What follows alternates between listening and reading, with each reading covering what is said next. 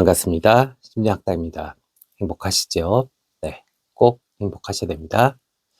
자, 행복하려고 그러면 세상 돌아가는 거, 다른 사람들 살아가는 이야기도 좀 관심을 가져야죠. 네, 그래서 수요일에는 사회심리학을 여러분들과 함께 이야기하는 시간을 갖습니다. 오늘 주제는요, 어제 저희 와이프가 저한테 물었던 내용을 가지고 주제로 삼아봤습니다. 와이프가 저한테 묻더라고요. 배우 이승기가 문제가 많은 처갓집과 결혼을 하고, 그리고 오랫동안 참고 살았는지 모르겠지만 어쨌든 간에 어제 기사가 나왔는데 이제 더 이상은 못 참겠다. 그래서 처갓집과 인연을 끊겠다. 근데 이제 와이프가 의아해했던 것은, 그렇게 했으면은 그렇게 사랑받던 청년, 바른 청년, 그렇게 예뻐했던 그 배우가 이렇게 이야기를 하면 응원과 지지의 댓글, 이런 것들이 붙을 줄 알았는데 오히려 비난과 냉소. 그러니까 정말 와이프가 충격을 받았던 건 이거였어요. 처갓집과 인연을 끊겠습니다 라고 기사가 나오니까 밑에 댓글이, 그래 너는 처갓집과 인연을 끊어라, 우리는 너와 인연을 이제 끊는다, 이런 식으로 댓글이 붙어서 왜 이렇게 팬심이 극도로 확 냉소적으로 변했는지, 그것에 대해서 궁금해 하더라고요. 그래서 오늘 여러분들과 한번 이야기를 해봐야 될 것은 이겁니다. 네, 그래서 대중이 연예인, 또 정치인, 유명인들에게 팬심을 형성하는 과정, 그리고 또 그것이 변해가는 과정에 대해서 한번 이야기를 해보려고 합니다. 근데 이것은 단순히 이 연예인들, 유명인, 정치인에 해당하진 않아요.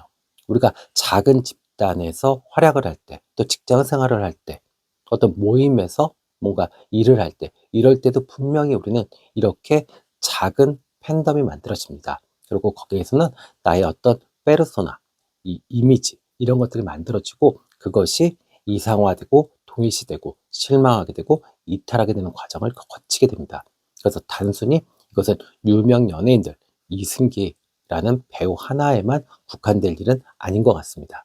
네, 자 그러면 이 단계를 하나씩 좀 알아보도록 하겠습니다. 그래서 여러분들이 사회생활을 하실 때, 내가 조금 이 부분에서 조심해야겠구나, 그리고 사람들이 나한테 좋아하는 이미지, 그리고 내가 지금 이 사람들에게 보여지는 이 페르소나, 이것을 어떻게 잘 유지해야 되는 거구나, 이것을 한번 느껴보셨으면 좋겠습니다. 네, 무조건 이승기를 욕하자고 만든 거 아닙니다. 네, 자 그럼 가볼게요. 첫 번째, 이상화 단계. 이상화 단계는요, 일단 대중은 연예인, 정치인, 유명인들에게서 자신이 되고 싶은 이미지 또는 선호하는 이미지를 찾아내서 보게 됩니다. 즉, 연예인이나 정치인, 유명인, 그리고 우리 일반인들도 어떤 모임 같은 데서 이미지가 있어요. 자기만의 가진 이미지가 있습니다. 그리고 그 이미지는 결국 페르소나가 돼서 그것을 팔게 되는 겁니다. 내가 영향력을 행사한다는 건 그 이미지, 페르소나를 팔고, 그리고 그것을 통해서 권력을 얻든지, 인기를 얻든지, 지위를 얻든지, 그렇게 되는 겁니다. 네. 자, 그러면 이승기는 무엇을 팔았을까요? 성실하고 바른 아들, 맞죠? 효자, 건강한 청년, 이런 거였습니다. 이것이 상징이 됐죠. 그러니까 상품화 됐고, 일반 대중들은 소비하게 됩니다. 팬들은 현실적인 이승기는 관심이 없어요. 그리고 실제로 우리가 살아가도 마찬가지입니다. 네, 교회에서 집사님, 그러면 그 집사님의 페르소나지 그냥 인간 누구누구의 어떤 인간적인 면모, 이런 거에 관심이 없습니다. 그렇기 때문에 그 사람이 집사 누구누구였을 때의 어떤 페르소나에서 벗어나는 행동을 했다, 어디 술집에서 젊은 아가씨 허벅지를 주무르고 있다, 그럼 큰일 나는 겁니다. 그죠? 물론 그거 인간 누가 해도 잘못된 거지만 집사 누가 그 짓을 했기 때문에 더 큰일 나는 거예요.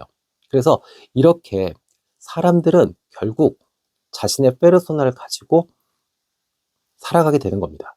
그러니까 이 단계에서는 결국 팬들은 현실적인 인간 이승기에는 관심이 없고 페르소나 이승기에만 집중하게 됩니다. 그러니까 계속 성실하고 바른 아들, 효자, 건강한 청년, 이 이미지를 계속 소비하게 돼요. 그리고 그는 어떻게 되죠? 이승기는 그것으로 인기를 얻고 돈을 벌게 되죠. 자, 두 번째 단계입니다. 동일시입니다. 자, 이제는 팬들이 그를 응원하면서 그 자신을 자신의 정체성의 일부로 받아들입니다. 그러니까 이승기를 좋아한다는 것은 단순히 취향의 문제가 아니에요. 나는 이렇게 바르고 건강한 사람을 좋아하는 사람이야. 즉, 그 사람을 내가 좋아함으로써 나의 이미지도 어떻게 되죠? 좋아지는, 그것을 기대하게 됩니다. 자신의 이미지와 연결시키는 작업이 들어가죠. 이때부터는 팬들은 이 스타일, 어떤 유명인들의 어떤 선택과 행보에 적극적인 투자를 하게 됩니다. 완전히 함께 움직이게 되죠.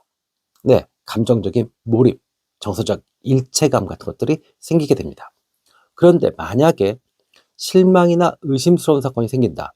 자, 스타가, 유명인이, 또 아니면 작은 집단의 어떤 리더가 기대와 어긋난 선택을 한다. 그랬을 때는 어떻게 될까요? 그럴 때는 이상화된 이미지, 즉 페르소나가 크게 흔들립니다. 이승기의 같은 경우는 어땠죠? 건강한 청년. 그런데 결국 그가 선택한 건 막말로 사기꾼 집안의 사위.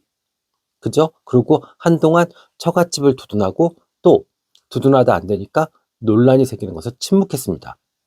이 과정에서 어떻게 되죠? 팬들의 신뢰감, 믿음은 바닥을 치게 됩니다. 자, 그러다가 이제서야 장기간의 침묵을 깨고 이제 인연을 끊겠다라고 했어요. 이것을 어떻게 받아들일까요? 곧이곧대로 정말 이제라도 반성했으니까 잘했다. 우리 승기 이제 원래의 바른 청년으로 돌아왔구나. 이렇게 생각할까요? 아닙니다. 한번 깨진 신뢰감은 결국 이것을 그대로 받아들이지 않고 진정성 없는 이미지 관리, 아니면 어떤 뭐 법적 문제에서 탈피하기 위해서 거짓말을 또 하는구나. 이렇게 됩니다.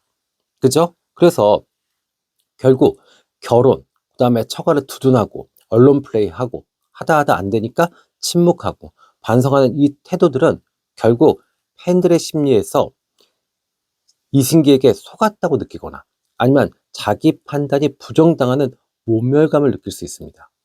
그러니까 진정 중요한 것은 이거예요. 그가 어떤 말을 했던 것이 중요한 것이 아닙니다. 팬들의 심리는 내가 속았다, 그리고 내 판단이 잘못됐다라는 것을 각각 느끼게 하는 겁니다. 그러니까 작은 모임에서 어떤 믿었던 리더가 일탈행위를 한다. 그러면 그 사람에 대한 신뢰감이 깨져서 분노하는 것이 아니라 내가 믿었던 나의 판단이 잘못됐다는 것을 받아들이기가 어려워요. 그래서 사람들은 분노하게 되는 겁니다. 이해되셨죠? 네, 우리 작은 집단에서도 직장에서도 이런 일 많이 생깁니다. 네. 자, 그러면 이제 어떻게 될까요?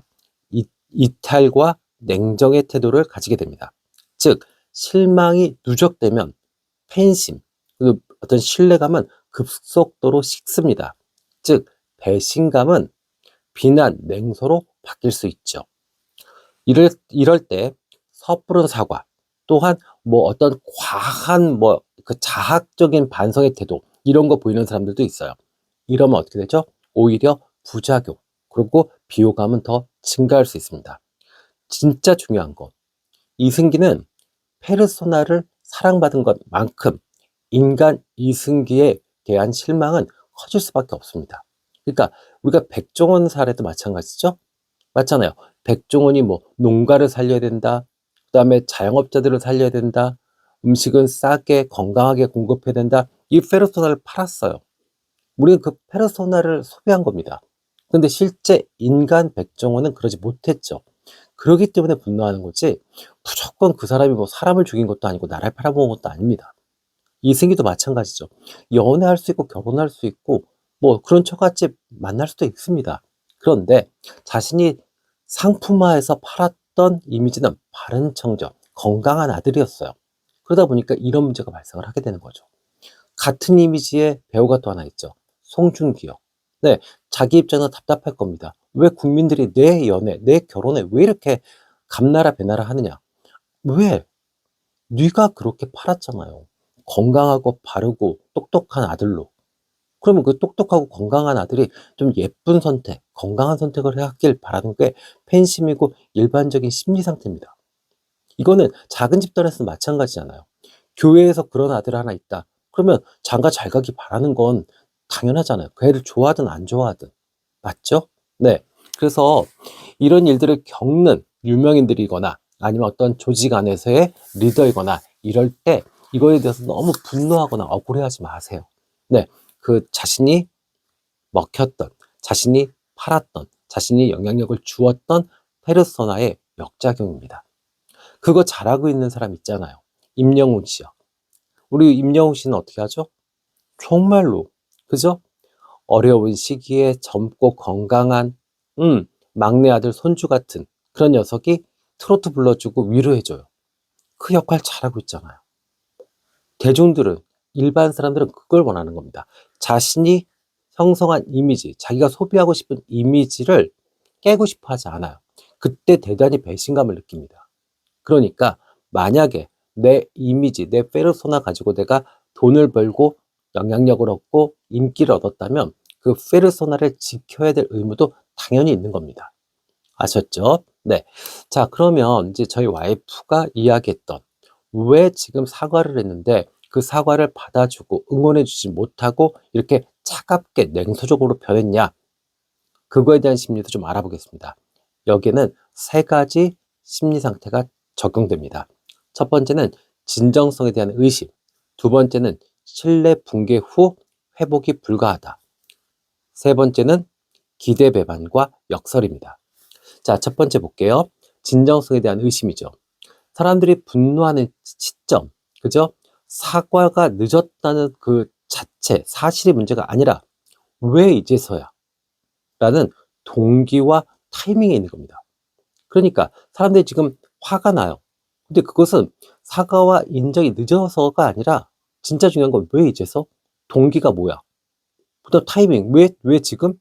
그래서 시간이 지나서 행동에 나선 경우에는 내면의 반성보다는 여론 또는 법적 책임, 비난, 뭐 이런 것을 의식한 이미지 관리로 오해받을 수 있습니다. 그래서 대중들은 이승기 씨의 행동에 분명히 이렇게 느낍니다. 이미 알면서도 침묵했다면 지금의 행동은 진심은 아닐 거야. 어쩔 수 없이 떠밀려서 하는 거지 뭐. 이렇게 판단해요. 그러니까 당연히 냉소적으로 대할 수밖에 없죠. 자, 그리고 신뢰의 문제입니다. 두 번째, 신뢰 붕괴 후 회복이 불가하다. 팬심. 팬심은 결국 뭐죠? 감정적인 신뢰를 바탕으로 합니다. 신뢰는 어떻죠? 단번에 무너지고 천천히 회복하는 특징을 가져요.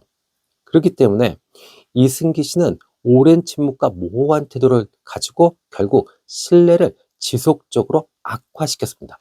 스스로 신뢰를 망쳐갔어요.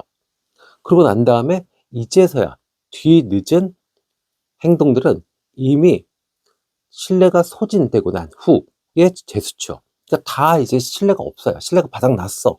그 상태에서 하는 행동이 돼요. 그러니까 결국 뭐가 되냐면 타이밍을 놓친 사과, 인정은 신뢰의 회복보다는 분노의 역치가 높아져요. 이거 되게 중요합니다. 그래서 여러분들이 사과를 하실 거면 제발 좀 빨리 하시고 인정하실 거 있으면 빨리 인정하셔야 돼요. 안 그러면 신뢰가 다 바닥이 나면 그 다음에 내 사과는 분노만 더 끌어올리게 해요. 이게 사람의 심리입니다. 그렇기 때문에 우리 대중이 너무 차갑다, 냉정하다가 아니라 이승기 씨는 시간, 타이밍을 잘못 잡은 겁니다. 자, 기대 배반의 역설도 있죠. 자, 우리가 이승기 씨를 아까도 이야기했지만 계속 소모했고 소비했던 이미지는 뭐였죠? 바른 청년, 우리 아들, 착한 아들 이거였어요. 그죠? 높은 도덕적 이미지, 그것이 페르소나로 형성됐고 그것이 돈벌이가 되는, 그리고 그것이 자본주의 사회에서 판매가 되는 수단이 됐습니다. 근데 이런 페르소나는 결국 당연히 기대는 높고 작은 실수에도 실망은 커질 수밖에 없어요. 그죠? 그렇다면 본인 자신이, 본인 자신이 무엇인가를 선택할 때 이것을 이해했어야 돼요. 이해하고 무엇인가 선택을 신중하게 했어야 됩니다. 그런데 이승기 씨는 그러지 못했죠. 그러고 나서 늦게라도 인정했음에도 불구하고 이 높은 도덕성을 기대하는 페르소나 때문에 결국 반응은 어떻게 나왔죠? 야, 처음부터 그랬어야지. 왜 이제서 그랬어? 참, 이렇게 됩니다. 그래서 결국 페르소나가 만든 이 이미지와 괴리감, 현실의 괴리감은 배신감으로 남을 수밖에 없습니다. 그래서 싸이가 만약에 이랬다. 싸이는 원래 자유롭고 뭐 자기 마음대로 하잖아요. 그죠? 그러면 이만큼 대중이 실망하진 않았을 겁니다. 그래서 이승기, 송중기, 바른 이미지를 가졌던 사람들의 어떤 자유로운 선택들, 뭐 연애 누구랑 할 수도 있죠. 뭐는 못하겠어요. 근데 본인들은 되게 답답하고 억울할 겁니다. 그런데 다시 한번 이야기하지만 팬들은 그렇게 생각 안 합니다. 이런 이미지를 갖고 있는, 높은 도덕성을 갖고 있는 이미지는 당연히 작은 실수에도 실망이 커질 수밖에 없기 때문에 그렇습니다. 자, 만약에 우리가 직장 생활하거나 사회생활 할 때 우리도 페르소나, 이미지를 가지고 어떤 모임이나 직장 안에서 영향력을 행사하게 됩니다. 그리고 그것이 높은 지위까지도 올라갈 수 있게 해주죠. 근데 만약에 위기가 왔다. 그러면 우리는 어떻게 처리를 해야 될까요? 첫 번째, 솔직한 태도, 그리고 선제적 대응입니다. 숨기면 안 돼요. 침묵하면 안 됩니다. 빨리 인정하고 책임지는 태도로 전환하셔야 돼요. 그래야 확산되는 걸 막을 수 있고 말이 번지는 걸 억제할 수 있습니다. 자, 두 번째입니다. 대부분 공과 사의 영역에서 이 혼동될 때 이런 문제가 생겨요. 그래서 공사를 빨리 나눠야 됩니다. 그래서 공적인 일에서 문제가 생겼다라고 하면 거기서 해결하고, 사적인 문제에서 생겼다라고 하면 이건 개인적인 일이니까 제가 책임지겠습니다 라고 해서 빨리 이것을 분리시켜 놔야 됩니다. 그래서 이것이 양쪽이 다 번지게 되면 정말 나중에는 답이 없어요. 네, 또 감정적 일관성입니다. 어차피 내가 가지고 있는 이미지, 능력 있고 바른 부장님, 그런데 내가 스캔들에 휘말렸다, 아니면 돈을 받았다, 이런 거에 오해를 받고 있다. 그러면 어떻게 돼요? 화가 나고 억울할 수 있습니다. 근데 그런 거에 감정적으로 대응하지만 큰일 납니다. 그래서 감정적으로 차분하고 일관되게, 그리고 설득할 의무가 나한테 있으니까 충분히 설득할 수 있도록 노력하는 게 중요합니다. 또 신뢰는요, 아까 이야기했죠? 단번에 무너지고 또 천천히 회복하는 특징을 갖고 있습니다. 그렇기 때문에 나의 어떤 페르소나나 이미지에 어떤 금이 갔다, 그래서 신뢰가 깨졌다라고 했을 때 그것에 대해서 안타까워하고 화내고 불안해하고 또 성급하게 대응하지 마시고요. 천천히 지속적으로 작은 신뢰를 회복할 수 있는 행동들을 하시는 게 좋습니다. 일반 직장인들이랑 그러면 어떤 성과나 업무에서 천천히 다시 회복을 시키고, 또 어떤 모임 같은 데서라고 그러면 솔선수범해서 제일 먼저 활동하고 또 제일 늦게까지 남아서 정리도 좀 하고, 이런 식으로 하면서 나의 어떤 무너졌던 신뢰를 점차 회복시켜야 됩니다. 잃어버렸던 신뢰를 단박에 해결하려고 하면 오히려 더 분노의 역치가 더 많이 올라가서 부작용이 더 많이 생긴다는 거 제가 좀 전에 말씀드렸습니다. 아셨죠? 자, 오늘은 이렇게 이승기 씨에 대해서 한 개인이 사랑을 하고 이런 것에 대해서는 저는 이야기하고 싶지 않습니다. 단지 우리의 어떤 페르소나, 이미지가 어떻게 소비되고 또 그것에 반대됐을 때 어떤 문제가 생기고 또 그것을 우리가 어떻게 대응을 해야 되는지에 대해서 이승기 씨의 사례를 통해서 좀 더 깊이 있게 알아봤습니다. 네, 오늘 이승기 씨에 대한 이야기 해봤고요. 지금까지 함께 해주셔서 감사합니다. 심리학당이었습니다.